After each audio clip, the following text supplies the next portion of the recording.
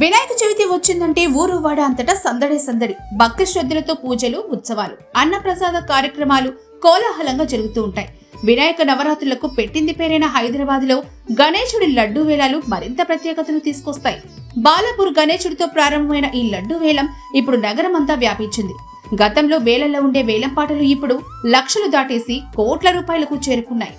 ఏటికేడు ఈ రికార్డులు బద్దలవుతూనే ఉండడం విశేషం.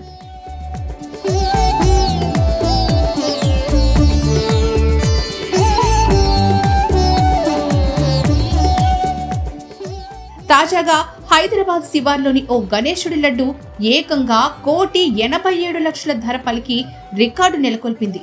రంగారెడ్డి జిల్లా బండ్లగూడ మున్సిపల్ పరిధిలో ఉన్న కీర్తి రిచ్మండ్ విల్లాస్ లో నిర్వహించిన లడ్డూ వేలంలో ఈ రికార్డు నమోదైంది. ఇక్కడ గత ఏడాది 1,20,00,000 పలికిన లడ్డూ ఈసారి అంతకు మించి 67 లక్షల రూపాయల ఎక్కువ ధర పలకడం విశేషం. దీంతో ఈ విషయం తెలిసిన వారంతా ఆశ్చర్యపోతున్నారు.